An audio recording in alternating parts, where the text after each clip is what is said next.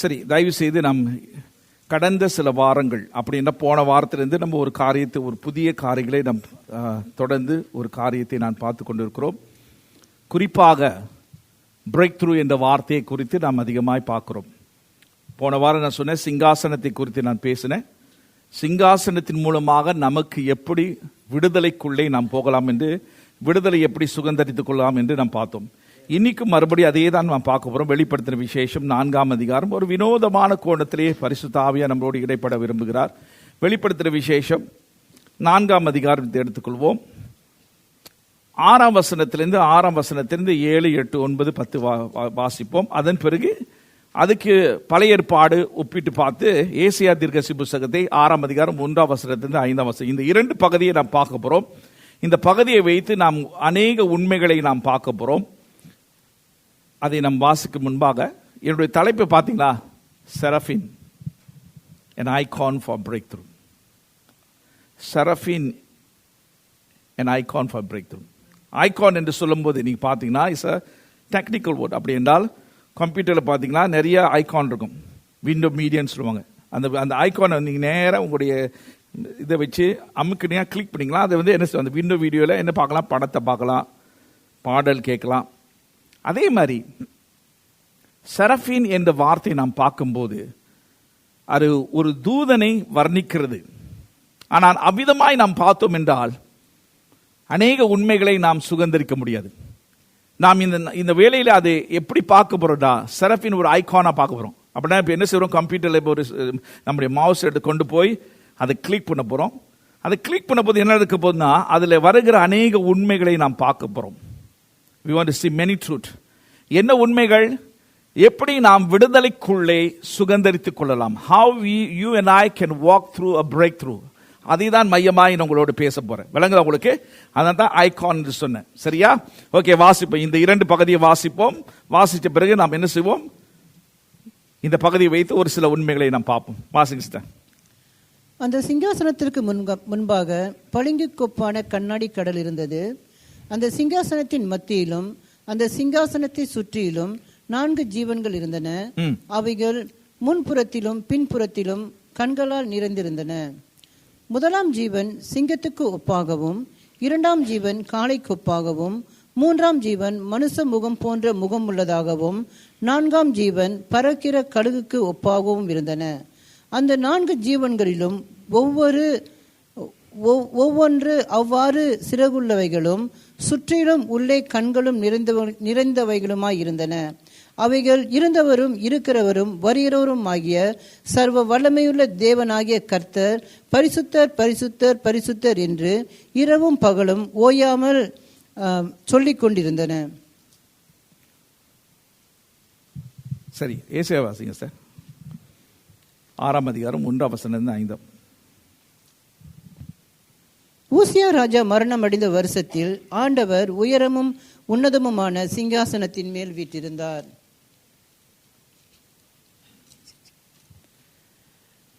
வீற்றிருக்க கண்டேன். அவருடைய வஸ்திர தொங்கலால் தேவாலயம் நிறைந்திருந்தது. செராபீன்கள் அவருக்கு மேலாக நின்றார்கள். அவர்களில் ஒவ்வொருவனுக்கு அவ்வாறு சேட்டைகள் இருந்தன. அவனவன் 2 செட்டைகளால் தன் முகத்தை மூடி, 2 செட்டைகளால் தன் கால்களை மூடி, 2 செட்டைகளால் பறந்து ஒருவரை ஒருவர் நோக்கி, சேனைகளின் கர்த்தர் பரிசுத்தர் பரிசுத்தர் பரிசுத்தர், பூமி அனைத்தும் அவருடைய மகிமையால் நிறைந்திருக்கிறது என்று கூப்பிட்டு சொன்னார்கள். கூப்பிடுகிறவர்களின் சத்தத்தால் வாசல்கள் நிலை அசைந்து ஆலயம் புகையினால் நிறைந்தது. அப்பொழுது நான் ஐயோ அதமானேன், நான் அசுத்த உதடுள்ள மனுஷன், அசுத்த உதடுள்ள ஜனங்களின் நடுவே வாசமாயிருக்கிறவன், சேனைகளின் கர்த்தராகிய ராஜாவை என் கண்கள் கண்டதே என்றேன். அப்பொழுது செராபீன்களின் ஒருவன் பலிபீடத்திலிருந்து தன் கையிலே பிடித்த குறட்டால் ஒரு நெருப்பு தழலை எடுத்து என்னிடத்தில் பறந்து வந்து அதனால் என் வாயை தொட்டு, இதோ இது உன் உதடுகளை தொட்டதினால் உன் அக்கிரமம் நீங்கி உன் பாவம் நிவர்த்தி ஆனது என்றான். சரி, இந்த 2 பகுதியை நாம் மையமாய் வைத்து நாம் பார்க்க போறோம். இது ஆழமாய் போகலாம், வசனமாய் போகலாம். நாம் அதை செய்ய முடியாது. முதலாக இந்த 2 பகுதியை வாசித்து பார்த்தீங்கன்னா இரண்டு பேரும் இரண்டு விதமான ஒரே சூழ்நிலையில் இருக்கிறார்கள். ஒருவன் தத்தளிக்கும் ஒரு சூழ்நிலை. ஏசாயா தீர்க்கதரிசி புத்தகம் 6ஆம் அதிகாரத்தை வாசித்து பார்த்தீங்கன்னா, உசியா ராஜாவை அவர்கள் இழந்து விட்டார்கள். தேசம் முழுவதும் ஒரு துக்கத்திலே கடந்து போனது. ஏனென்றால் அந்த ராஜா மூலமாக தேசத்திலே ஒரு பெரிய சீர்திருத்தம் உண்டாக்கப்பட்டது. தேசத்துக்கு நம்பிக்கையும் திட நம்பிக்கையும் தேசத்தை புற்றுணர்ச்சி கொண்டு வந்த ஒரு மனிதன். அவனுடைய இழப்பு என்ன செய்தது என்றால், தேசத்தை சோர்வடைய செய்து நம்பிக்கை இழந்து தங்களுடைய எதிர்காலத்தை காண முடியாத ஒரு நிலையில் இருக்கும் போதுதான் ஏசியாவுக்கு இந்த தரிசனம் பெறுகிறான். அதனால தான் பார்த்தீங்கன்னா, ஏசியா பார்த்தது சிங்காசனத்தில் மீட்டு இருக்கிறதை பார்க்கிறோம். அதே மாதிரி வெளிப்படுத்துற விசேஷ புத்தகத்தை வாசித்து பார்த்தீங்கன்னா, யோவானும் அப்படிப்பட்ட ஒரு நிலையிலே தான் இருந்தான். எப்படிப்பட்ட நிலை என்றால், சபை உபத்திரத்தினுடைய மத்தியிலே போறது. அநேக ரத்த சாட்சியிலே சாகிறார்கள்.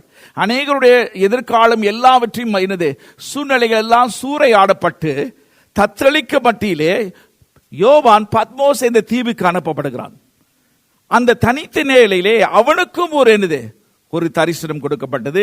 அவனும் ஆவிக்குள்ளாகி சிங்காசனத்தை கண்டதை நாம் பார்க்கிறோம். இரண்டு நபர்களும் சிங்காசனத்தை பார்த்தார்கள். இரண்டு நபர்கள் சிங்காசனத்திலே இருக்கும் நிகழ்ச்சிகளை பார்த்தார்கள்.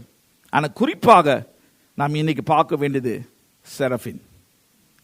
அதை மாத்திரம் மையமாய் நாம் பார்க்க போறோம்.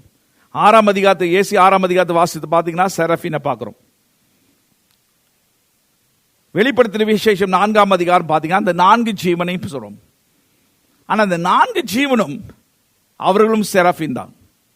எப்படி சொல்லுகிறேன் என்றால், 6ஆம் அதிகாரத்தை வாசித்து பார்த்தீங்கன்னா 6 சிறகுகள் அவர்களுக்கு இருந்தது. 4ஆம் அதிகாரம் வெளிப்படுத்தின விசேஷம் வாசித்து பார்த்தீங்கன்னா அவர்களுக்கும் 6 சிறகுகள். சோ புதிய ஏற்பாடிலும் பழைய ஏற்பாடிலே சேராபீன்களை வர்ணிக்கிற ஒரு காட்சியை தான் நாம் பார்க்கிறோம். விளங்குதா உங்களுக்கு?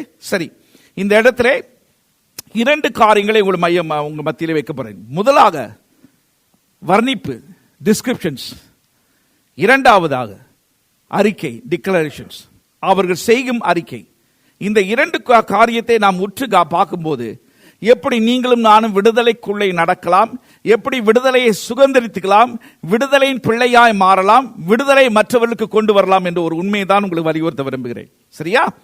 முதலாக இந்த சேராபீன்கள் குறித்து வர்ணிப்பை குறித்து நாம் பார்ப்போம். முதலாக அவர்கள் எங்கே சூழ்ந்திருந்தார்கள்? Where they was? சிங்காசனத்திலே சூழ்ந்திருந்தார்கள். அப்படி என்றால் the job descriptions of this seraphim is to be near the throne of God.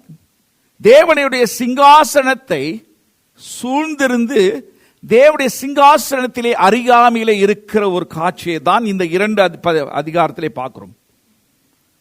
நான் கவனமாய் கேளுங்கள். தீர்க்கதரிசனம் என்று சொல்லும்போது நீங்க பாத்தீங்கன்னா வெளிப்படுத்துற விசேஷம் ஒரு தீர்க்கதரிசனம் புத்தகம், is a book of prophecy. ஆனால் நீங்கள் 2 கோணத்திலே நீங்கள் காண வேண்டும் என்று நான் வலியுறுத்த விரும்புகிறேன். கிரேக்கர்கள் தீர்க்கதரிசனத்தை பார்க்கும்போது when they see prophecy, அது எதிர்காலத்தை மையமாய் வர்ணிக்கிறது என்று அவர்கள் அந்த கண்ணோட்டத்தோடு தான் பார்ப்பார்கள். ஆனால் ஒரு யூதன், the Hebrews, அவர்கள் தீர்க்கதரிசனத்தை பார்க்கும்போது எதிர்காலத்தை மாத்திரமல்ல, they saw patterns of God.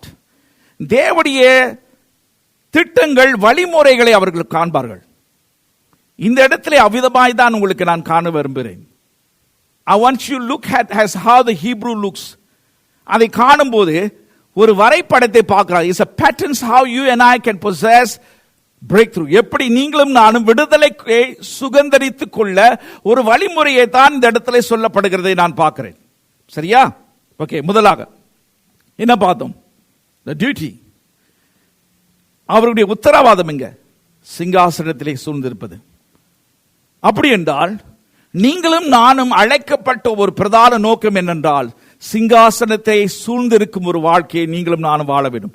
You and I are supposed to circulate circumstance by the throne of God. அதுதான் இங்க உண்மையை பார்க்கிறோம். அவிதமான ஒரு வாழ்க்கைக்குள்ளே நீங்களும் நானும் நடக்கும்போது விடுதலையானது நம்முடைய சுதந்திரமாய் மாறிவிடும். Deliverance or breakthrough become our inheritance. அப்ப முதல் உண்மை இந்த செராபின் மூலமாக நாம் பார்க்கிற உண்மை என்னென்றால், அவர்கள் சிங்காசனத்தை மாத்திரம் தான் சூழ்ந்திருந்தார்கள், வேறு யாரும் இல்லை. சிங்காசனத்திலே உட்கார்ந்திருக்கவரை சூழ்ந்திருந்தார்கள். அது மட்டுமல்ல, நீங்களும் நானும் சிங்காசனத்திலே சூழ்ந்திருக்கிற ஒரு வாழ்க்கை தான் விடுதலையின் சுதந்திரத்துக்குள்ளே அது நடத்தும். விளங்குதா உங்களுக்கு? அநேக இடத்திலே நம்ம என்ன செய்யறோம்னா, நம்மை சூழ்ந்து என்ன இருக்குதோ, நம்முடைய குடும்பங்களை சூழ்ந்து வாழுகிறோம், நம்முடைய உத்தியோகத்தை குறித்து சூழ்ந்து வாழுகிறோம், நம்முடைய திறமைகளை சூழ்ந்து வாழுகிறோம். All this becomes centrality of our life. ஆனால் அவைகளாம் அவசியம் பிரியமானவர்களே. ஆனால் பிரதானமாய் நீங்களும் நானும் அழைக்கப்பட்ட நோக்கம் என்னென்றால், சிங்காசனத்தை சூழ்ந்திருக்கிறவர், the throne must become our centrality of our life. அவ்விதமாய் இருக்கும் போதுதான் நீங்களும் நானும் விடுதலையினுடைய சுதந்திரத்துக்குள்ளே நாம் கடந்து போக முடியும் என்ற உண்மையை தான் இந்த செரஃபின் மூலமாக நாம் தெரிந்து கொள்கிறோம். விளங்குதா உங்களுக்கு? இரண்டாவது, அவர்கள் சிங்காசனத்திலே பக்கத்தில் இருக்கிறபடினால் they become very dynamics. தேவனுடைய சிங்காசனத்திலே அறியாமையில் இருந்தபடினால் அவர்கள் வலிமை உள்ளவர்களாக இருக்கிறார் என்று நான் பார்க்கிறேன். சற்று அப்புறமேல நான் உங்களுக்கு வர்ணிக்க காண்பிக்கிறேன். how they become dynamics. அவருடைய அறிக்கையின் மூலமாக ஒன்று, ஆலயத்தின் அசைவு உண்டாயிற்று என்று ஏசாயா புத்தகத்திலே பார்க்கிறோம். there was shaking happen in the earth. இரண்டாவது, வெளிப்படுத்துகிற விசேஷத்திலே அவருடைய அறிக்கையின் மூலமா என்ன நடந்துச்சுனால், இந்த 24 மூப்பர்களும் தாழ பணிந்து தேவனை ஆராதித்தார்கள் என்று சொல்லப்படுது. So there's a dynamics that you and I can produce when we learns to circulate around the thrones. அப்படின்னா நீங்களும் நானும் இந்த சிங்காசனத்தை சூழ்ந்து ஒரு வாழ்க்கை அமைத்தோம் என்றால், நம்முடைய வாழ்க்கை ஒரு சிகரமான வாழ்க்கை மற்றும் வலிமையான வாழ்க்கை மட்டுமல்ல, அந்த வலிமையான வாழ்க்கை என்ன செய்தா விடுதலைக்குள்ளே உங்களையும் இனி நடத்தும், மற்றவர்களை விடுதலைக்குள்ளே நடத்துகிற ஒரு காட்சியை தான் நான் பார்க்கிறேன். விளங்குதா உங்களுக்கு? சரியா? நான் வசனங்களை ஆழமாய் நோண்டி எடுக்கலாம். நான் அதை ஒரு சில வசனங்களை தான் எடுக்க விரும்புகிறேன். மூன்றாவது காரியம், the definitions. டெஃபினேஷன் என்று சொல்லும்போது, செரஃபினா என்ன அர்த்தம்? What is seraphim? ஏசாயா தீர்க்கதரிசி புத்தகத்திலே தான் செரஃபின் என்று சொல்லப்பட்டது. ஆனால் நீங்கள் வெளிப்படுத்தின விசேஷத்தை வாசித்து பார்த்தீங்கன்னா, 4 ஜீவன் or beast, it's actually wrong translation. Okay? So அங்கு 4 ஜீவன் தான், அந்த 4 ஜீவன் தான் பழைய ஏற்பாட்டிலே நாம் பார்க்கிறோம், செரஃபினா பார்க்கிறோம். சரி, தேவ தூதர்கள் மத்தியிலே பலவிதமான அமைப்பு இருக்கு. செருபின் என்று சொல்லுவார்கள், செரஃபின் என்று சொல்லுவார்கள். செரஃபின் என்று சொல்லும்போது they are very high ranking angels. அப்படின்ற சிகரமான நிலையில் இருக்கும் ஒரு தூதர்கள். அவர்கள் தான் ஏசாயா தீர்க்கதரிசியின் 6ஆம் அதிகாரத்திலும் வெளிப்படுத்தின விசேஷம் 4ஆம் அதிகாரத்திலே பார்க்கிறோம். சரியா? சரி, அதோடைய அர்த்தம் என்ன பார்ப்போம்.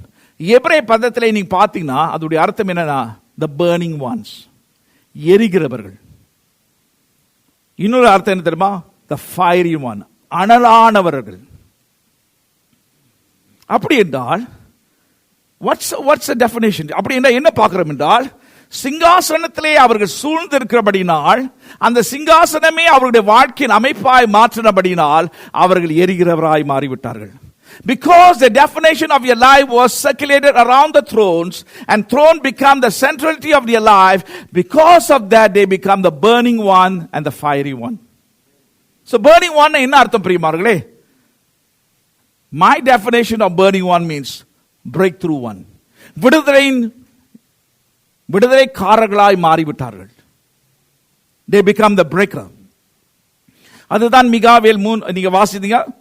மிகாவேல் புத்தகத்தை நாம் வாசிக்கும் 2ஆம் அதிகாரம் 13ஆம் வசனத்தை வாசித்து பார்த்தீங்கன்னா, தடைகளை நீக்கிறவர் நமக்கு முன்பாய் போகிறார். அந்த வசனத்தை நீங்க முடிவிலே பார்த்தீங்கன்னா, தடைகளை நீக்கிற முன்பாய் போகிற மட்டுமல்ல, நம்மை நடத்துற மட்டுமல்ல, நாம் தடைகளை உடைக்கிறவர்களாய் மாறுவோம் என்று அந்த வசனத்திலே சொல்லப்படுகிறது. சோ என்ன பார்க்கிறோம் என்றால், சிங்காசனத்திலே உட்கார்ந்து இருக்கிறவர் ஒருவர் யார் தெரியுமா? Is called the breaker. விடுதலை கொடுக்கிறவர். அந்த விடுதலை கொடுக்கிறவரை சூழ்ந்து இவர்கள் வாழ்க்கை இந்த சேராபின் அவர்கள் சூழ்ந்து இருக்கிறபடினால் அவர்களும் எனது விடுதலை கொடுக்கிறவர்களாய் மாறிவிட்டார்கள். They become the burning one and the fiery ones. அப்படி என்றால் நீங்களும் நானும் சிங்காசனம் என்ற வாழ்க்கைக்குள்ளே அமைத்தோம் என்றால் நீங்களும் நானும் எரிகிறவராய் மாறிவிடும். You and I become the burning ones. ஏன் தெரியுமா? சிங்காசனத்தில் உட்கார்ந்திருக்கிறவே is a burning one. எரிகிறவராக இருக்கிறார். And that's what we are seeing here. அப்ப என்ன பார்க்கிறோம் என்றால், the definition we saw, there's a burning one. அப்ப என்னுடைய கருத்து, என்னுடைய வியாக்கியாதானம் என்னென்றால், so burning one means it symbolizes that you and I are breaker. அப்படின்ற விடுதலையின் ஜனங்களாய், விடுதலைக்குள்ளே கடந்து செல்கிறாய், விடுதலை நம்முடைய சுதந்திரமாய் மாத்துகிற ஒரு ஜனங்களாய் மாற்றும். அதுதான் செராஃபின் மூலமாக நான் கண்ட ஒரு pattern. That's what the pattern I saw. விளங்க உங்களுக்கு? எத்தனை விளங்கு நான் சொல்லுது? So what makes them to be a burning ones? அவர்கள் ஏன் எரிகிறவராய் மாறிவிட்டார்கள்? ஏன் விடுதலை கொடுக்கிறவராய் மாறிவிட்டார்கள்? Why they become fiery? ஏன் அனலாய் மாறிவிட்டார்கள்? அதை நாம் கேள்வி கேட்க வேண்டியதா இருக்கு. வேதத்தை வாசிக்கும் போது you need to ask a lot of questions. Why? கேள்விதான் நமக்கு அநேக உண்மைகளை, ரகசியங்களை நமக்கு காண்பிக்கும். சரியா? சரி, எதனால் அவர்கள் அமிதமாய் மாறினார்கள்? What makes them? சரி, நம்ம டெஃபினேஷன் நம்ம பார்த்துட்டோம். எதனால் அதை மாறினார் என்று நம்ம அப்புறம் இன்னும் கொஞ்சம் நேரத்தில் பார்ப்போம். So the definition is, செரஃபினா என்ன அர்த்தத்தை நாம் பார்த்தோம். டிஸ்க்ளோஸ், அந்த வார்த்தையிலே ஒரு உண்மை அடங்கியிருக்கிறது. something that's been disclosed, that has been opened up. அப்படின்றா what means fiery one, burning one? எரிகிறவராய் இருக்கிறார்கள், அனல் உள்ளவராய் இருக்கிறார்கள். அப்படி என்றால் என்ன அர்த்தம்? அப்படி என்றால் they have become very radical, passionate for God. தேவனுக்காய் பக்தி வைராக்கியமாய், வைராக்கியத்துள்ள ஒரு நேசத்தினுடைய ஒரு செரஃபினாக இருந்தார்கள். அதனால தான் அவர்கள் எரிகிறவர்களாய் மாறிவிட்டார்கள்.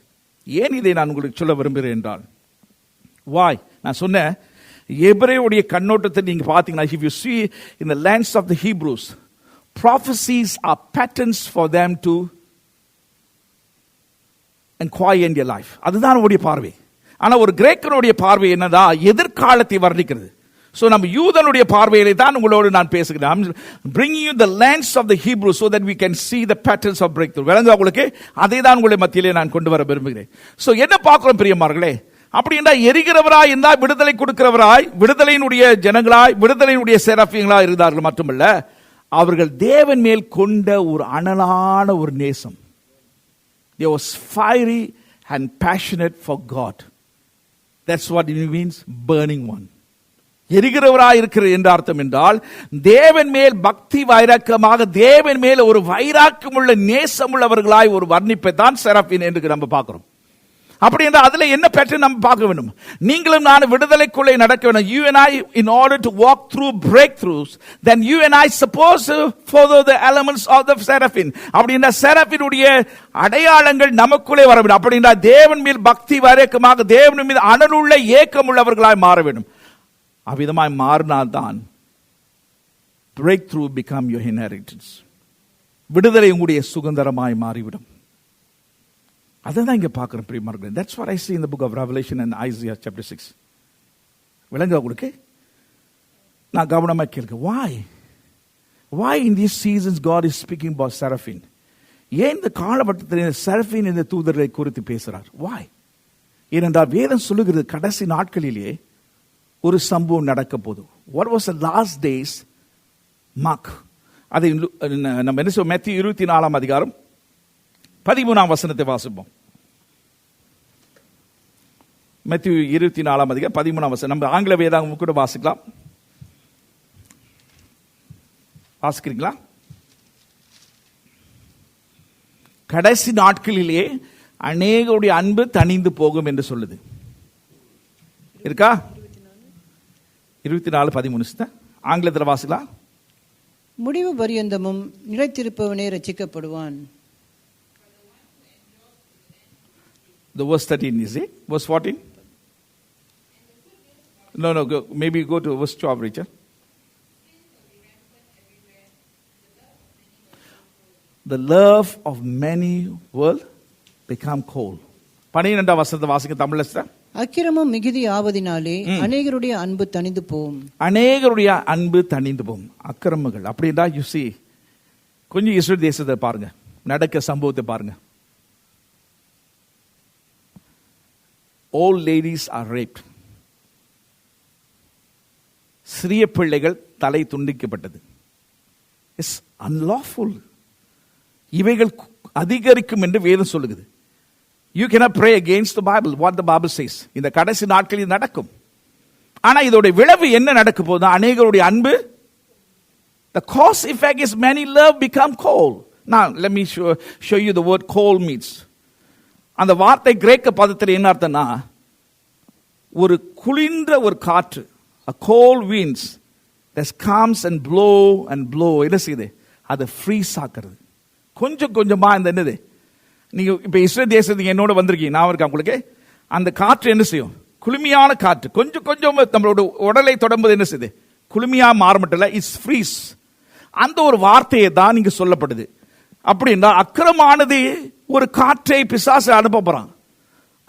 unlawful activities enemy is going to blow. அது போகும் வேளையில் என்ன நடக்க போகுதுன்னா, அநேகருடைய அன்பு கொஞ்சம் கொஞ்சம் கொஞ்சமா, இப்ப பாருங்க அந்த குளிர்ந்த காற்று வந்து என்ன செய்யுது, கொஞ்சம் கொஞ்சமா என்ன செய்யுது, குளிர கொண்டு வந்து அப்படியே ஃப்ரீஸ் பண்ண வைக்குது. It's a gradual moments. அந்த வரைபடத்தை தான் ஆண்டவர் இங்க சொல்றார் கடைசி நாட்களில். அப்படின்னா இதுதான் கடைசி நாட்களில் நடக்க போது என்றால், அதுக்கு எதிர்முறையா நானும் நீங்களும் வாழணும். we need to live opposite side of that. அப்படி என்றால் we must become a burning one. அப்ப செரபீனை நம்ம பார்க்கும்போது they was always the burning one. அப்படின்னா எல்லா சூழ்நிலை எல்லா காலகட்டத்திலும் அவருக்கு எரிகிறவராக இருந்தார்கள். அப்படின்னா there was a breaker, there was a breakthrough people. So இதுதான் கடைசி நாட்களில் நடக்க போகுது. many love become cold. love என்ற வார்த்தையை சொல்லும்போது இந்த இடத்துல கிரேக்க பதத்தை பல வார்த்தைகளை சொல்லலாம். ஃபிலியோ என்று சொல்லலாம், எரோஸ் என்று சொல்லலாம். But this here agape, divine love. அப்படின்னா especially this word is speaking to the believers. Agape அன்பே வந்து தேவன் அறியாதவருக்கு அது விளங்காது. So many love சொல்லும்போது அப்படி என்றால் Jesus is defining that many believers their love become freeze. ஒரு காற்றை போல, குளிர் காற்றை போல வந்து அப்படியே கொஞ்சம் கொஞ்சமாய் அந்த நேசத்தை அப்படியே ஃப்ரீஸ் ஆகிக்கிறோம். ஐஸ் கட்டியில் ஒரு காரியத்தை வைங்க, என்ன இருக்குது, கொஞ்ச நேரம் சென்று பார்த்தீங்கன்னா என்ன இருக்குது, அப்படியே அது ஃப்ரோசன் ஆயிருது. அந்த ஒரு வரைபடத்தை தான் இங்க சொல்றாரு. அதுதான் கடைசி நாட்கள் நடக்க போகுது. So what is God is trying to say? ஆண்டவர் நம்மோடு என்ன பேச விரும்புகிறார்? அந்த செரபீனை ஏன் காண்பிக்கிறார்? நம்ம வெளிப்படுத்தின விசேஷ புத்தகத்தை வாசிக்கும் போது இந்த எங்க அந்த கிறிஸ்து வருவார், இதைத்தான் நம்ம அநேகத்தை அதுதான் வெளிப்படுத்தின விசேஷத்தை வாசிப்போம். No, the book of Revelation is a manual for you and I to live a victorious life. வெளிப்படுத்தின விசேஷ புத்தகம் எதுக்காக கொடுக்கப்பட்டிருமா, நீங்களும் நான் சிகரமாய் வெற்றிகரமாய் வாழ வேண்டும் என்று அந்த புத்தகம் போடுது. It's a manual that equip you to become powerful. அவ்வளவுதான். ஆனா என்ன நடக்குதான், காலப்போக்கில் ஸ்கோலாஸ் என்னது, வேத நிபுணர்கள் என்ன செய்து விட்டார்கள் என்றால், இதை என்னது பிரித்து கடைசி நாட்களுடைய சம்பவத்தை மாத்திரம் தான் அவர்கள் வலியுறுத்த விரும்புகிறார்கள். Now remember, the book of Revelation is not about revelation about things, it's a revelation of a person. ஆண்டவராய் இயேசு கிறிஸ்துவை. அப்படி என்றால் 1ஆம் அதிகாரத்திலிருந்து தொடர்ச்சியா நீங்க வாசித்து பாத்தீங்க, ஒவ்வொரு அதிகாரத்திலும் ஆண்டவராய் இயேசு கிறிஸ்துவை பிதாவாக தேவன் வினோதமாய் புதிதான விதத்திலே காண்பிக்கிறார். அதுதான் 4ஆம் அதிகாரத்தில் நம்ம பார்க்கிறோம். We saw God in a new facet moment. விளங்குதா உங்களுக்கு? சோ அதுதான் நம்ம பார்க்கிறோம். So what are we seeing? Why we need to become seraphim? ஏன் அந்த பேட்டர்னை நம்ம ஃபாலோ பண்ணுவோம்? ஹீப்ரூ கான்டெக்ஸ்ட் நான் சொன்ன மாதிரி prophecies are patterns for them. So அதிலிருந்து ஒரு சின்ன என்னது பேட்டர்னை பார்க்கிறேன். So become a seraphim. அதுதான் என்ன பார்த்தோம், சிங்காசனத்தை சூழ்ந்திருக்கிறது. சரியா நம்ம பார்த்தோம். So we saw this close. சரி, எதனால் அவர்கள் அனலாய் இருந்தார்கள்? What makes them to be fiery? What makes them? நான் கவனமாக கேளுங்க. 4ஆம் அதிகாரத்தையும் வெளிப்படுத்தின விசேஷம் 4ஆம் அதிகாரத்தை மறுபடியும் வாசிப்போம்.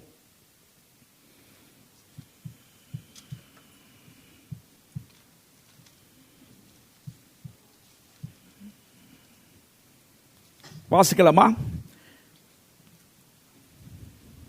அந்த சிங்காசனத்திற்கு முன்பாக நம்ம 7ஆம் வசனத்திலிருந்து வாசிப்போம். verse 7 verse 8.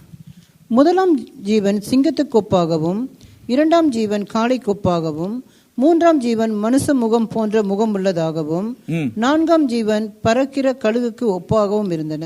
நான் கவனமாய் கேளுங்க. The 4 living creatures was become an expressions of God. இந்த 4 ஜீவன், அதை 4 ஜீவன் மூலமா 4 வரைபடத்தை பார்க்கிறோம். Within the 4 living creature we see 4 descriptions. But remember, இதை எதை வர்ணிக்கிறது என்றால், ஒருவர் சிங்காசனத்திலே உட்கார்ந்திருக்கிறார், அவரை வர்ணிக்கிறது. ஏனென்றால் இவர்கள் சிங்காசனத்தை சூழ்ந்திருக்கிறார். They all circulated the throne.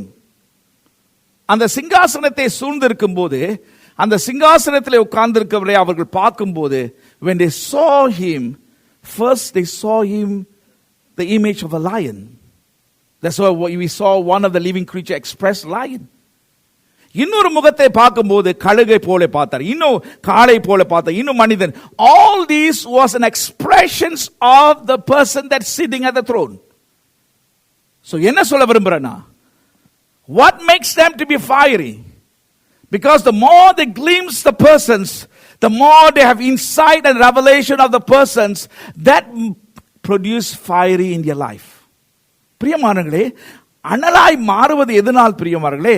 ஏனென்றால் சிங்காசனத்திலே உட்கார்ந்திருக்கவரை அவர்களை உற்று கவனிக்கப்படினால், அவர் உற்று பார்க்கும்போது அவரை குறித்து வினோதமான வெளிப்பாட்டு அவர்கள் பெற அவர்கள் அனலாய் மாறிவிட்டார்கள். So what makes them to become burning one? Because of the revelation of the person that who sits on the throne. So what makes you and I to be burning one? When you and I have revelation of God who he is. தேவன் யார் என்று அந்த வெளிப்பாட்டுக்குள்ளே நாம் வரும்போதுதான் நானும் நீங்களும் அனல் உள்ளவர்களாய் எரிகிறவராய் மாறுவோம். அப்படி என்றால் விடுதலை கொடுக்கிறவர்களாய் மாறுவோம். So that's caused them to become the fiery one. So what's happening here? எதனால் அனலாய் மாறினார்கள்? அந்த சிங்காசனத்தை உட்கார்ந்திருக்கிறவரை அவரை உற்று பார்க்கும்போது, the more they see. அதான் ஏசாயா தீர்க்கதரிசி சொல்லுது, they have 6 wings. ஒன்று முகத்தை மூட. அப்படிதானே சொல்லுது. What makes them to cover the face? Because they saw the one who sit at the thrones, the radiance, the expression of the person so much glorious, அவர்களால் காண முடியல. அந்த சிங்காசனத்திலே உட்கார்ந்திருக்கிறவரை அவருக்கு உற்று பார்க்கும்போது, அவரோட சிங்காசனத்தில் இருக்க அவருடைய முகத்திலிருந்து அவருடைய பாவனையிலிருந்து வருகிற மகிமை மகத்துவமானது அவர்களை அதை பார்க்க முடியாத நிலையினால் தான் அவர்கள் கண்களை மூடினார்கள் என்று பார்க்கிறோம். So what are we seeing here? We see that every moment they saw God, they have some side of inside of a God, and that produced an amazement. வியப்பு உண்டாக்குது. சிலத்தை கண்களை மூடும்போது இது சர்ப்ரைஸ். அதுதான் figurative language. விளங்குது உங்களுக்கு? எதனால் பிரியமானவர்களே? The revelation of the persons. அப்படி என்றால் நீங்களும் நானும் அனலாய் மாற வேண்டும் என்றால், எரிகிறவராய் மாற வேண்டும் என்றால், விடுதலை கொடுக்கிறவராய் மாற வேண்டும் என்றால், then you and I must have revelation inside about God who he is, who was, he is to come. இருந்தவரும் இருப்பவரும் இனி வருபவரும் அப்படிதான் வர்ணிக்கிறது. அதுதான் வெளிப்பாட்டு. இன்னும் உங்களுக்கு இதை குறித்து உதாரணம் கொடுக்க விரும்புகிறேன். Let me give you some example. Lucas விசேஷ புத்தகம் எடுத்துக்கொள்ளுங்க. 24 அதிகாரம் 32 வசனத்தை வாசிப்போம். Luke chapter 24 verse 32. Maybe you can read in English or Tamil. ஆங்கிலத்தில் தமிழில் நீங்க வாசிக்கும்படி வேண்டிக் கொள்கிறேன். அப்பொழுது அவர்கள் ஒருவரை ஒருவர் நோக்கி, வழியிலே அவர் நம்முடனே பேசி வேத வாக்கியங்களை நமக்கு விளக்க காட்டின போது நம்முடைய இருதயம் நமக்குள்ளே கொழுந்து விட்டு எரியவில்லையா என்று. நான் கவனமாய் கேளுங்க. Very interesting. இதை குறித்து சில மாதங்களுக்கு இந்த வருஷத்து துவக்கத்தில் பேசினேன். 32 வசனத்தை ஆங்கிலத்தில் வாசிப்போம்.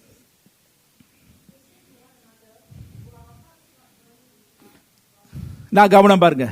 What was the confession? அப்படி அறிக்கை என்ன? அப்படி இருதயம் கொழுந்துட்டு எரிந்தது. அப்படின்னா burning ones. அப்படின்னா செரபின் உடைய அனுபவம். அதுதான் அர்த்தம். their heart was burning. எரிகிறவர்களாய் மாறிவிட்டார்கள். கவனமாய் கேளுங்க. இந்த எம்மாவூர் சீசனில் எரிவர்களாக மறவில்லை, துக்கத்திலே ஆழ்ந்தவர்களாய் இருந்தார்கள். they was in depressions. நம்பிக்கை இழந்து தடுமாற்றம் அடைந்து. நீங்க நன்று சற்று வாசித்து பார்த்தீங்க. லூக்கா 24 அதிகாரத்தில் வாசித்து பார்த்தீங்களா, அவர்கள் இருவரும் உரையாடலுக்குள்ளே போகும்போது இயேசு அவர்களுடைய உரையாடல் மத்தியிலே போகிறார். இயேசு அவர்களுடைய நடுவிலே வந்தது அவர்கள் காணவில்லை. Because they are so gross into the issues of what happened in Jerusalem. எருசலேம் நடந்த அந்த சம்பவம், ஏன் ஆண்டவராய் இயேசு கிறிஸ்துவை சிலுவையில் அறைய பண்ணிவிட்டார்கள், அந்த நம்பிக்கை இழந்த ஒரு சூழ்நிலை, they lost hope, வாழ்க்கையுடைய எல்லா நம்பிக்கை இழந்து தடுமாற்றம் அடைஞ்சு ஒரு சோர்வின் துக்கத்தின் ஆழத்திலே அவர் நடந்து போகிற ஒரு சம்பவம் தான் நடக்குது. அந்த மத்தியிலே தான் ஆண்டவராய் இயேசு கிறிஸ்து என்ன செய்றார்? That's what how enemy does. A wind that was blown to them and has crossed frozen in your hearts. அதுதான் இங்க நடக்குது. ஒரு காற்று அப்படி என்றால் சிலுவையிலே அறைய பண்ணப்பட்ட பிறகு பிசாசு என்ன சொல்லியிருப்பான்? இதோடு முடிஞ்சது, உங்களுக்கு நம்பிக்கை இழந்துட்டீங்க, நோ ஹோப். அந்த நிலையிலே தான் அவர்கள் பேசிக்கொண்டு போகிறார்கள். அந்த நிலையிலே தான் இயேசு கிறிஸ்து வரார். ஆனா இயேசு என்ன செஞ்சார் தெரியுமா? He revived your heart. அவருடைய இருதயத்துடைய அனலை அதிகரிக்கும்படி அனலாக்கினார். He make them burning one. How? வாசிப்போம் அந்த 32ஆம் வசனத்தில், மறுபடியும் ஆங்கிலத்தை வாசிமா.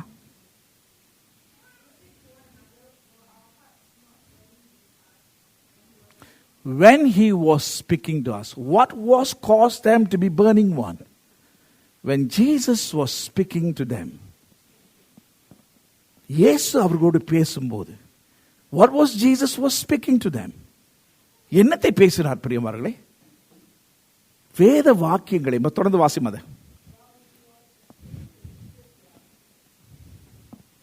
என்ன செய்தாராம்?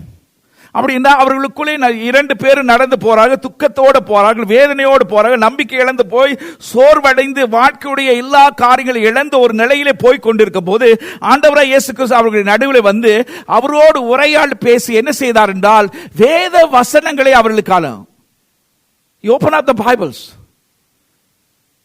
என்னத்தை திறந்து காண்பித்தார்? இயேசுக்கு நடந்த சம்பவங்கள் பழைய ஏற்பாடு முழுவதையும் அவர்களுக்குள்ளே he was journeying them the Old Testament. பழைய ஏற்பாடு அவர்களுக்கு ஒரு யாத்திரைக்குள்ளே ஒரு கொண்டு போனார். ஒவ்வொரு பகுதியை அவர்களுக்கு ஞாபகப்படுத்தினார். ஆதியாம் 13ஆம் அதிகாரத்தில் என்ன சொல்லப்பட்டது? யாத்ரா புத்தகத்திலே ஆட்டுக்குட்டியானவர் அடிக்கப்பட்டது. லேவியர் புத்தகத்தை என்ன சொல்லு, என்னாகும் புத்தகத்தை என்ன சொல்லு, உவாகு புத்தகம் என்ன சொல்லு. He was journeying them the Old Testament, entire Old Testament. அந்த பழைய ஏற்பாடு முழுவதும் புத்தகத்திலே யாரை காண்பித்தார் பிரியமானவர்களே? A fresh revelation about the person of Jesus Christ. ஆண்டவராய் இயேசு கிறிஸ்துவை பழைய ஏற்பாடிலே he was concealed in the Old Testament and the New Testament revealed him. அதான் இங்க பார்க்கிறோம். அப்ப பழைய ஏற்பாடில் அவர் மறைந்து இருக்கிற காரியத்தை எடுத்து ஒன்றொன்றாக அந்த சீசர்களோடு பேசும்போது அவர்களுக்கு ஒன்றொன்றாக பழைய ஏற்பாடிலே அது நிஜமாக்கப்பட்ட ஒரு it become life. அது நிஜமாக்கப்பட்டமல்ல, அதில் இருக்கிற ரகசியமான ஆண்டவராய் இயேசு கிறிஸ்து விதோதமான கோணத்திலே அவர் கண்ட பிறகு அவர்களுக்குள்ளே என்ன ஆயிட்டு பிரியமானவர்களே? they become burning one. That's why the seraphim become burning one. அதனால தான் அந்த செரபின்கள் என்ன செய்தார்கள்? சிங்காசனத்தை சூழ்ந்திருக்கிற பார்க்க பார்க்க பார்க்க ஒவ்வொரு கோணத்திலே அவர் வினோதமாய் பார்க்க many revelations that produce a burning heart and burning one. What's the secret here? What's the pattern here?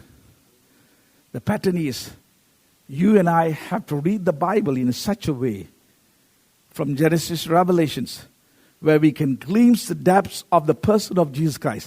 அப்படின்னா ஆதியாகத்திலிருந்து வெளிப்படுத்தின விசேஷம் வரைக்கும் ஆண்டவராய் இயேசு கிறிஸ்து எல்லா கோணத்திலும் ஒவ்வொரு வசனத்திலும் ஒவ்வொரு பகுதியிலே அவர் அடங்கியிருக்கும் அந்த காரியத்தை நாம் பார்க்கும்போது அதை கண்டடையும் போது நீங்களும் நானும் செராஃபின் உடைய அனுபவத்தில் இப்போ we become the seraphim, we become the burning one, we become the fiery one. நாம் விடுதலை கொடுக்கிறவராய் மாறிவிடும். And that's the pattern that I saw in both of those chapters. So that's why you are burning one. So என்ன சொல்ல வரேன்னா,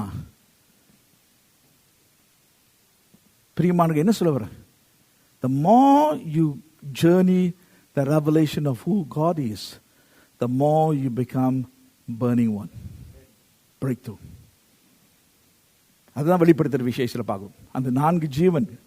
So what are we seeing? பாருங்க, முதலாவது பாருங்க, 4 ஜீவனை 4 முகத்தை பார்க்கிறோம். lion, சிங்கம், ஆக்ஸ், என்ன பார்க்குறோம்? Man, eagle. இதெல்லாம் நம்ம ஏற்கனவே உங்களுக்கு இந்த சீரீஸாக 6 ஒரு 7 சீரீஸ் அது நம்ம நீங்கள் ஞாபகப்படுத்துங்க. ஸோ என்ன பார்க்குறோம்? தேவனுடைய முகத்தை பார்க்குறோம். ஆனால் நீங்கள் பார்த்தீங்கன்னா இஸ்ரவேல் ஜனங்கள் வனாந்தரத்திலிருந்து எகிப்து தேசத்திலிருந்து விடுதலையாக்கி வனாந்தரத்தில் அவர் போகும்போது அவர்கள் ஆசாரிப்பு கூடாரத்தை கட்டினார். They built a tabernacle. இருக்கா? ஆனா அந்த ஆசாரி கூடாரத்திலே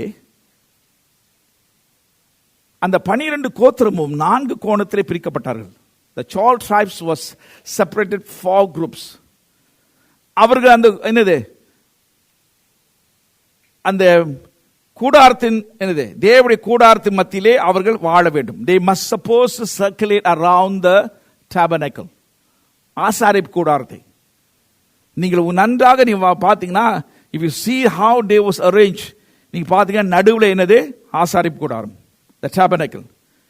இங்க இங்க இங்க 4 கோணத்தில் பாத்தீங்களா, அந்த 4 ஜீவனை போல தான் அவர்கள் இருந்தார். The 4 groups was expressing the 4 living creature that was in heaven, how they was displaying. அதுதான் இங்க பார்க்கிறோம். நீங்க சற்று நல்லா பாத்தீங்கன்னா, it's a picture of a cross. சிலுவையின் அவருடைய கேம பாத்தீங்கன்னா அந்த சிலுவையினுடைய ஒரு சின்னம் தான். சோ 4 ஜீவன் எப்படி பரலோகத்தில் இருக்கிறதோ அதை தான் பூலோகத்திலே எது மோசையின் மூலமா ஆண்டவர் சொன்னாரு, இந்த ஜனங்க எப்படி அந்த ஆசாரிப் கூடாரத்தை சூழ்ந்து இருக்க வேண்டும். Why they suppose? So that they will have revelations of who God is. விளங்க உங்களுக்கு எத்தனை அதை பார்க்குறீங்க? What's in heavens that's supposed to be in earth? அப்படிதான் சொன்னாரு, பரத்திலே உம்முடைய சித்தம் செய்வது போல பூலோகத்தை சித்தம் செய்யப்படுவதாக. It's in line. அதனால தான் மோசே எதை கண்டானோ அதை தான் செய்தான். ஆசாரிப் கூடாரத்தை நடுவில் வைத்து என்னது 4 குரூப்பை பிரித்து அவர்கள் என்னது இந்த 4 ஜீவனுடைய அடையாளம். So you see the ஆம்புலன் they carry, அவர்களை வந்து ஒரு சின்னத்தை அடையாளமாக வச்சது இந்த 4 சின்னம் தான். ஆனால் 4 சுவிசேஷத்தை வாசித்து பார்த்தீங்கன்னா, if you read the 4 gospel express the 4 living creature. 4 ஜீவன். மத்திய புத்தகத்தை வாசித்து பார்த்தீங்கன்னா, it's a lion, picture of lion. Mark சுவிசேஷம் வாசித்து பார்த்தீங்கன்னா ஒரு வேலைக்காரன், ox, a symbol of ox. லூக்கா சுவிசேஷம் வாசித்து பார்த்தீங்கன்னா a man, a son of man, மனுஷகுமாரன். யோவான் புத்தகத்தை வாசித்து பார்த்தீங்கன்னா என்னது கழுகுடைய அடையாளம், son of God. என்ன பார்க்குறீங்க? பழைய ஏற்பாட்டிலே பார்த்தோம், வெளிப்படுத்துற விசேஷத்தை பார்த்தோம், சுவிசேஷ புத்தகத்தை பார்த்தோம். ஆல் ஆஃப் தீஸ் எங்க இருந்து வந்து பிரியமானவர்களே? It's in heaven. யாரை மையமாக இது காண்பிச்சது? The 4 expression of God was actually built on the Gospels and also in the journey of the Israelites in the camp. 4 சுவிசேஷத்திலையும் சரி, அந்த இஸ்ரவேல் ஜனங்களுடைய வனாந்திரத்தில் யாத்திரை போகும் ஒவ்வொரு நேரத்தில் அந்த ஆசாரிப் கூடாரத்தை அவர்கள் கட்டும் போது என்ன செய்யணும்? அவர்கள் இந்த 4 கோணத்தில் இருக்கணும். It is always about them to become like a seraphim, burning ones. எதிர விளங்குதா சொல்லுது? Are you seeing the picture? அதுதான் இங்க பார்க்கிறோம். சரியா? சோ நம்ம என்ன பார்த்தோம்? போத டிஸ்கிரிப்ஷன்ஸ் பார்த்தோம். சோ இதுல என்ன பார்க்கிறோம்டா, அந்த 4 ஜீவன்களுக்கும் 4 விதமான 6 சிறகுகள் இருந்தது. நான் சொன்ன முதல் சிறகு என்ன செய்து? கண்களை மூடியது. It's a figurative language. Astonishment, surprise, அதிர்ச்சி. ஏன்? ஒவ்வொரு முறையிலே தேவனை பார்க்கும்போது they see many facetness of God. அடுத்து அந்த சேராஃபின் என்ன செய்தார்கள்? காலை மூடினார்கள். The wings was used. Why? It's a figurative language. You need to understand this. எதை மையமாய் காண்பிக்கிறது? காலுக்கு எதுக்கு மையமாய் சொல்றது? The movement of human being symbolize a movement of your directions. Now listen very carefully. இங்க நான் சொல்ற வார்த்தை கவனமா கேளுங்க. What is the seraphim? என்று நமக்கு என்ன சொல்றேன்னா, your movements of your lives must come from the definition of who God is. உங்களுடைய வாழ்க்கையின் ஒவ்வொரு மூவ்மெண்ட், அசைவு, தேவன் யார் என்று அந்த வெளிப்பாட்டின் மூலமா அசைவு உண்டாகணும். I know there is something that I want you to think. கொஞ்சம் யோசிக்க முடியும். வேண்டி சொல்றேன். ஒரு உதாரணத்தை சொல்றேன்.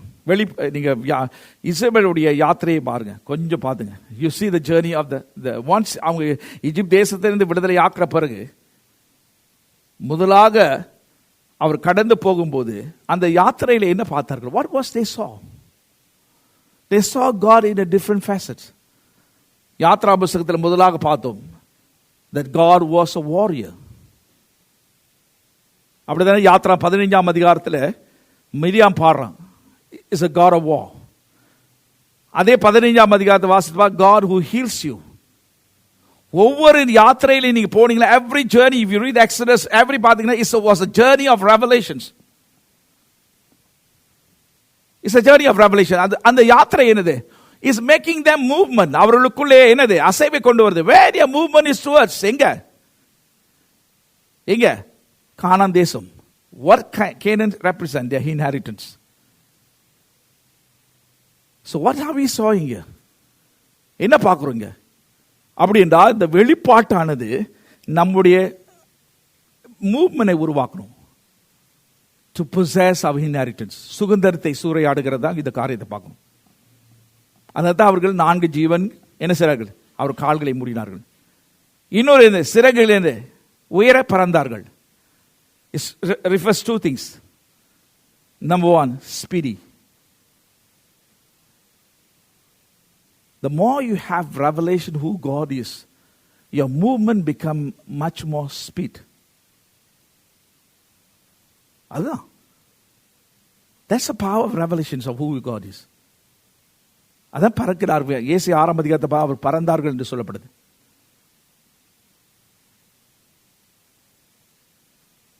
Another part is what?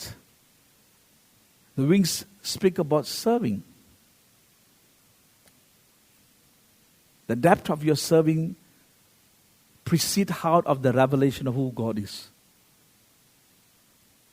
தேவன் யார் என்று வெளிப்பாட்டு வரும்போது நம்முடைய ஊழியத்தினுடைய நம்முடைய பணிவிடை ஆழமாய் போகும். இட்ஸ் பிகம் விங்ஸ், உயரமாய் சிகரமாய் போகும். எனக்கு ஞாபகம் இருக்கு, என்னுடைய பாஸ்டர் எனக்கு ஞாபகம் ஒவ்வொரு முறை சொல்லுவார், இளன் வேதத்துடைய ஆழங்களுக்குள்ள போங்க. Go into your depth of the word and God will heighten your ministry. And that's a picture of what we saw. The depth of the word that heightens your service. So இதுதான் seraphim. Okay, சரி. Let me go to the last part. கடைசியான பகுதி என்ன பார்த்தோம்? The declarations. என்னத்தை அறிக்கையிட்டார்கள்? 2 இடத்துல பார்த்தீங்கன்னா what is that? வாசிக்கலாமா? அது 8ஆம் வசனத்தை வாசிங்க சார். வெளிப்படுத்த விசேஷம் 4ஆம் 8ஆம் வசனத்தை வாசிங்க. சீக்கிரமா நான் கடந்து போய் நாம் ஜெபிக்கலாம்.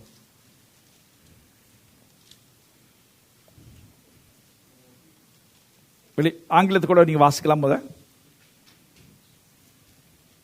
அந்த 4 ஜீவன்களிலும் ஒவ்வொன்றுக்கு அவ்வாறு சிறகுகள் உள்ளவைகளும் சுற்றிலும் உள்ளேயும் கண்களால் நிறைந்தவைகளுமாய் இருந்தன. தொடர்ந்து வாசிங்க சார். அவைகள் இருந்தவரும் இருக்கிறவரும் வருகிறவரும் ஆகிய சர்வ வல்லமையுள்ள தேவனாகிய கர்த்தர் பரிசுத்தர் பரிசுத்தர் பரிசுத்தர் என்று இரவும் பகலும் ஓய்வில்லாமல் சொல்லிக் கொண்டிருந்தன. அதே தான் நம்ம என்ன பார்க்கிறோம்? ஏசாயா தீர்க்கதரிசி புத்தகம் 6ஆம் அதிகாரம் 3ஆம் வசனத்தை வாசிப்போம். verse 3. 3ஆம் வசனத்தை வாசிப்போம் சார். ஒருவரை ஒருவர் நோக்கி கர்த்தர் பரிசுத்தர் பரிசுத்தர் பரிசுத்தர், பூமி அனைத்தும் அவருடைய மகிமையால் நிறைந்திருக்கிறது என்று கூப்பிட்டு சொன்னார்கள். கவனமா கேளுங்க. 2 பகுதியிலும் அவருடைய அறிக்கை ஒன்றுதான். Both of them the same declarations. What was the declaration? Holy, holy, holy. நிறைய வேத நிபுணர்கள் சொல்றாங்க, many என்ன சொல்றாங்கன்னா, it refers about the Trinity. Absolutely one of the reason. உண்மைதான். திருத்துவத்தின் தேவனை ஒவ்வொரு பரிசுத்தர் பரிசுத்தர் என்று வருகிறார். பிதா பரிசுத்தர், குமாரன் பரிசுத்தர், ஆவியான பரிசுத்தர். But beyond that, there's a depth there. What is holy means?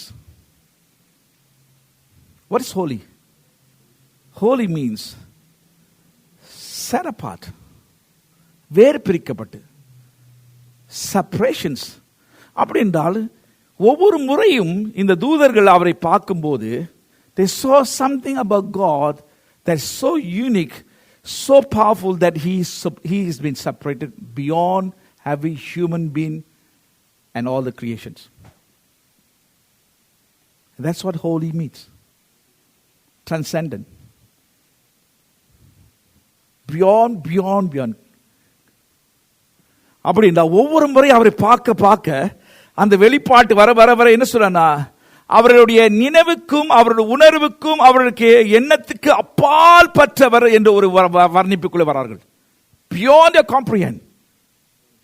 And that's what holy. He has been separated from the creations. படைப்பிலிருந்து our பிரிக்கப்பட்டிருக்கார். You cannot compare him with anybody. யாரை அவர் வைத்து ஒப்பிட்டு பார்க்க முடியாது. That's one of the words means separation. What makes them to say? ஏனென்றால் அவருக்கு ஒப்பிட்டு பார்க்க முடியவில்லை. It's beyond. That's what holy is. அதான் உங்களை என்னும் பரிசுத்தம் என்று அழைக்க சொல்றாரு. You and I are supposed to walk in holy. What is holy means? Living a distinct life that is not common to anybody. அதான் பரிசுத்தவானுக்கு. வினோதமாய் ஒரு வாழ்க்கை, மற்றவர் பார்க்கும்போது அது வியப்படுகிற ஒரு வாழ்க்கை, something that is not belong to the earth, is an expression of heaven. That is called holy. அதான் பரிசுத்தம். எத்தனை விளங்குறா சொல்லுது. ஸோ அப்படி என்றால் அவர்களுக்கு அந்த வெளிப்பாட்டின் மூலமாக வந்த அறிக்கை அப்படி என்றால் they was declaring to the one. அறிக்கை என்றார்கள். What the declaration produced several things. பல காரியங்களை அங்கு உண்டாக்கியது. அதை நம்ம அதிகமாய் பார்க்க முடியாது. So let me go one. Number one, it shake the earth. இருக்கா? ஏசி 6 அதிகாரத்தில் it shake it. Number two, it brought a man into convictions. AC 6 அதிகாரம் 3 வசனத்தை வாசிங்க. நோக்கி சேனைகளின் கர்த்தர் பரிசுத்தர் பரிசுத்தர் பரிசுத்தர், பூமி அனைத்தும் அவருடைய மகிமையால் நிறைந்திருக்கிறது என்று கூப்பிட்டு சொன்னார்கள். கூப்பிடுகிறவர்களின் சத்தத்தால் வாசல்கள் நிலைகள்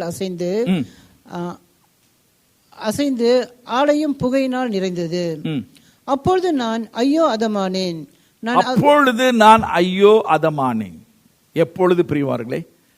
The declarations of the seraphim. What happens? The holiness of God was downloaded to the humanity. நல்ல யோசித்து பாருங்க. ஏசாயா தீர்க்கதரிசி தேவனுடைய ஊழியக்காரன். 1, 2, 3, 4, 5 அதிகாரத்தை வாசித்து பார்த்தீங்களா? மற்றவரை பார்த்து தீர்க்க சொன்னா நீ ஐயோ நீ ஐயோ நீ ஐயோ என்று 5 அதிகாரம் சொல்லிட்டு இருக்கான்.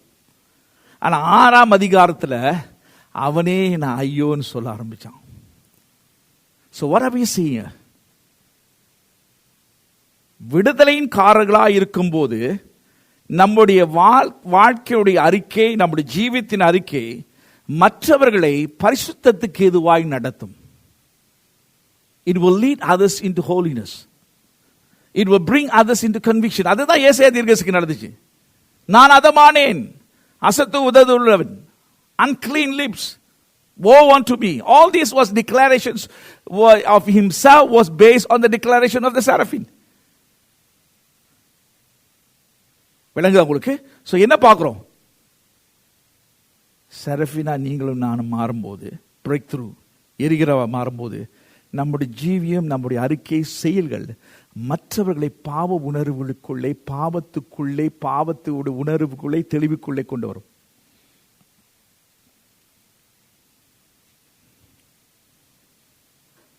இரண்டாவதாக இது கடைசியாக சொல்லி நாம் ஜெபிக்க போறோம். வெளிப்படுத்துகிற விசேஷ 4 அதிகாரம் 8 வசனத்தை வாசிங்க சார்.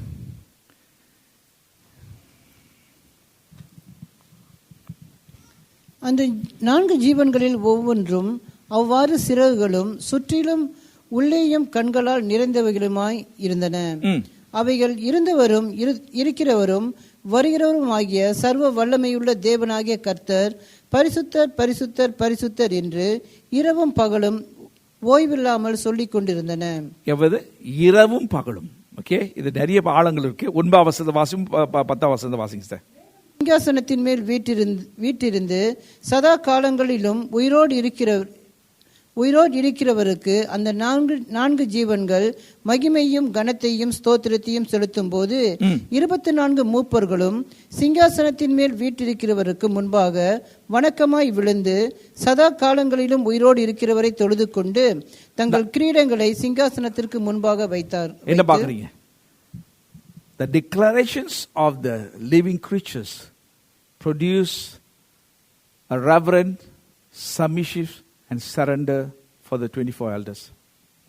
பார்க்குறீங்களா? 24 மூப்பர்கள் என்ன செய்றாங்க? தங்களை தாழ பணிகிறார்கள், தங்களுடைய கிரீடத்தை எடுத்து அவருக்கு முன்பாய் வைக்கிறார்கள். எதிர பார்க்குறீங்க? Based on the declarations of the living creature. இவர்கள் சிங்காசனத்திலே நடுவில் இருக்கிறவரை பார்க்க முடியாது. ஏன் தெரியுமா? அந்த 4 ஜீவன்கள் அவர்களை மூடி இருக்கார்கள். The 4 living creatures are close. அவர்கள் எதை பார்த்து அந்த 4 ஜீவன் எதை கண்டு சிங்காசனத்தில் அவரை கண்டு அவரை பரிசுத்தர் பரிசுத்தர் வினோதமான வித்தியாசமான என்று அறிக்கை செய்யும் போது அந்த அறிக்கையின் மீத்தமாக அவர்களுக்கு உண்டாது என்ன தெரியுமா?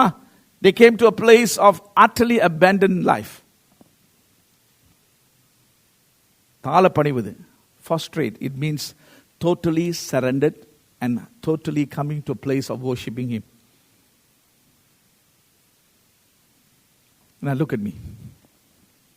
And that's what's supposed to happen to the world. The world have to see the church declaring the holiness of God. பரிசுத்தத்தை அறிக்கையிடுகிறவர்களாக மாறும்போது சுற்றி இருக்கிறவர்கள் தாழ பணிந்து அவரே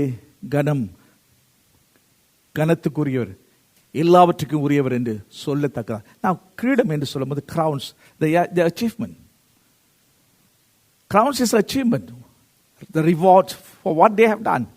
And அந்த கிரீடத்தை எடுத்து சொல்லும் போது they say, my achievement nothing to you, God. See, many times our achievement becomes our centrality of our life. Remember, in front of thrones is not your achievement. It's he alone. அதனால அந்த கிரீடத்தை எடுத்து வைத்தார்கள். So what is happening here? So the entire என்ன பார்க்குறோம்டா pattern பார்க்குறேன். So நம்முடைய வாழ்க்கையின் அறிக்கை செயல்கள் நடக்கும் போது நடக்குதா? அநேகரை என்ன செய்யணுமா? They throw away the achievement and say, the best one achievement that I want is to follow the man called Jesus Christ. அதுதான் பவுல் சொல்றார், எல்லாவற்றையும் குப்பை என்று சொல்றார் பிலிப்பியர் புத்தகத்தில். இருக்கா? He says, everything that I achieve is rubbish, but I pursue and running towards the goal is to know the excellency of Christ.